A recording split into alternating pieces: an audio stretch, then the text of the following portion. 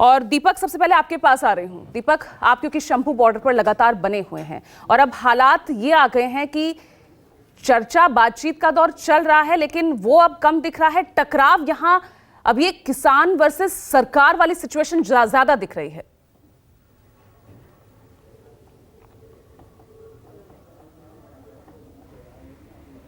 जी बिल्कुल, आपने सही कहा। यहाँ पर किसान मानने के लिए अभी भी तैयार नहीं है। आपको बता दें कि हज़ारों की संख्या में जो किसान हैं अभी भी यहाँ पर डेरा डाले हुए हैं। उनका साफ तौर पे कहना है कि आज हमारे किसान नेताओं की तरफ से जो फैसला लिया जाएगा उसी के हिसाब से हम आगे की तरफ अगर कूच करना होगा तो हम करने के लिए तैयार हैं। क्योंकि आपने देखा होगा कि परसों से ही यहाँ पर जो JCB मशीन है, पॉपुलर मशीन है, वो लाई गई थी और फुल बुलेट प्रूफ प्लानिंग की गई थी। बुलेट प्रूफ जो शील्ड थी वो बनाई गई थी कि पुलिस के आंसू गैस के गोले भी उनका कुछ बिगाड़ ना सके और ना ही कोई छर्रे या गोली भी उस पर असर हो। इस तरह की तैयारी उनकी तरफ से की गई थी।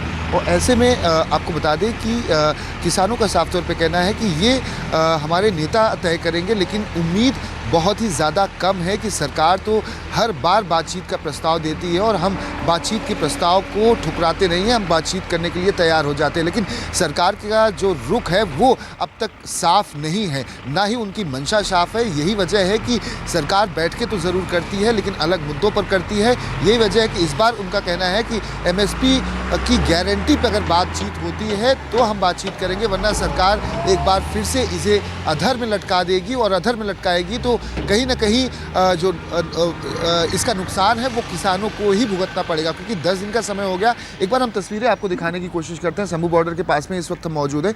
यहाँ पर पुलिस फोर्स की बड़ी संख्या में तैनाती है और आप समझिए कि पुलिस फोर्स तकरीबन 10 किलोमीटर के अंतराल जो शंभू बॉर्डर है, अलग अलग जगहों पर इसी तरह से तैनाती की गई है कि अगर किसानों का मार्च निकले, क्योंकि आज ब्लैक डे के रूप में घोषित किया गया, जो एक किसान नेता की युवा किसान की मौत हुई है। आपको बता दें कि तमाम जो किसान हैं वो अपने गेहूं, सरसों इस वक्त खेत में हैं और कुछ ही समय के बाद इसकी कटाई होनी है। तो उन तमाम चीज़ों को वो छोड़कर आए हुए यहाँ पर, तो उम्मीद वो भी लगा रहे हैं कि सरकार अगर मान जाए तो ये शंभू बॉर्डर से वापस चले जाएं, क्योंकि आज आंदोलन का 11वां दिन है। और ऐसे में सरकार की तरफ से जो प्रस्ताव दिया गया है उस पर विचार विमर्श पिछले 2 दिनों से किया जा रहा है। कल भी बैठकों का दौर जारी था जिसमें डलेवाल और पंढेर जो किसान नेता हैं वो शामिल थे। अब देखना होगा कि 2 दिनों की बातचीत में क्या कुछ किसानों की बातचीत के बाद निर्णय लिया जाता है और उसके बाद क्या कुछ फैसला किया जाता है कि सरकार से हम 5वें दौर की बातचीत करने के लिए तैयार हैं। लेकिन किसान उम्मीद कम जता रहे हैं कि बातचीत से आज काला दिवस बनाने की तैयारी में किसान यहाँ पर हैं।